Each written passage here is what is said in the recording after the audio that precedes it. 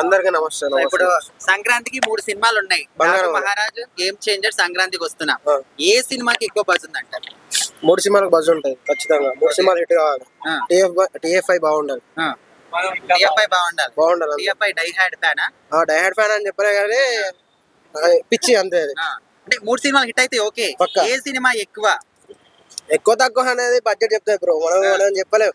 నాకు 3 సినిమాలు నచ్చుతాయి, ఎందుకంటే నేను ఒక తెలుగు ఆడియన్ కాబట్టి ఖచ్చితంగా నచ్చుతాయి. ఇక అది దాని రిలీజ్ అయిన దాన్ని బట్టి, అక్కడ బస్సు నడిచిన దాన్ని బట్టి. ఇప్పటి వరకు ట్రైలర్ గానీ సాంగ్స్ గానీ చూసావు కదా, ఏవి ఎట్లా అనిపించినాయి? గేమ్ చేంజర్ ఈజ్ ప్రొఫెషనల్ అనిపించింది బ్రో. చాలా అంటే చాలా నీట్ గా, అసలు మనం శంకర్ చూడలేని ఒక కోనన్. అది 1 మినిట్ ఫస్ట్ వచ్చింది, 1 మినిట్ అసలు స్పీడ్ మూవ్స్ ఉంటాయి.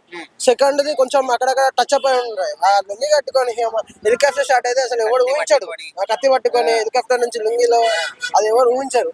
సో నా తెలిసి గేమ్ చేంజర్ బాగా అనిపించింది. కనిపించండి 4వ సింహాన్ని చూపించాడు అంటారా శంకర్? అది తెర పైన చూడాలి వచ్చిన తర్వాత. సరే, మరి సంక్రాంతికి వస్తున్నాం. వెంకటేష్ గారి ఫిలిం అంటే ఫుల్ ఎంటర్టైన్మెంట్ అండ్ స్టోరీ మంచిగా ఉంటాయి. సంక్రాంతికి బాలయ్య బాబు అండ్ వెంకటేశ్వర బాబు వీళ్ళిద్దరు ఖచ్చితంగా ఉంటేనే మనకు పండగ ఫినిష్ అయిపోద్ది. కాబట్టి 2 సినిమా బాగుంటాయి. సంక్రాంతికి వస్తున్న సాంగ్ మాత్రం బాగుంది. గోదావరి గట్టు మీద నిజంగా బాగుంది. సో ఇప్పుడు టికెట్ల హైక్ విషయంలో ఆంధ్రప్రదేశ్ ప్రభుత్వం పర్మిషన్ ఇచ్చింది, మరి తెలంగాణ ప్రభుత్వం ఇవ్వాలా? మరి ఇది ఇప్పుడు ఇస్తుండొచ్చు అంటారా? ఇంకా 2 డేస్ టైం మాత్రమే ఉంది. జై రేవంత్ అన్న. అది రేవంత్ అన్న తెలియాలి, నాకు తెలియదు. కాబట్టి రేవంత్ అన్న మీరు అడగండి, అడిగితే ఖచ్చితంగా అయితే. ఎందుకంటే రేవంత్ అన్న ప్రభుత్వం ఆయన ఇష్టం. అది సరే, పర్మిషన్ ఇస్తే బాగుంటది, ఇవ్వకపోతే బాగుంటుంది? ఇస్తే బాగుండదు.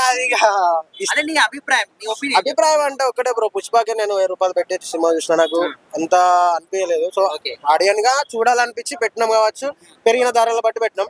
ఏంటంటే అంత ముందు ఒక 20-30 రూపాయలు ఉంటే మనం సినిమాకి ఏదో నార్మల్ టైం పాస్కి వెళ్ళే వాళ్ళం.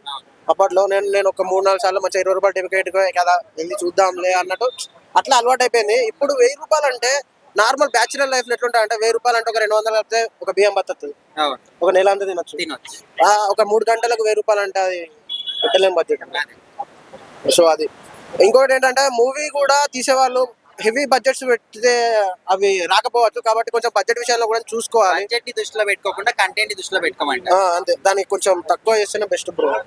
అట్లా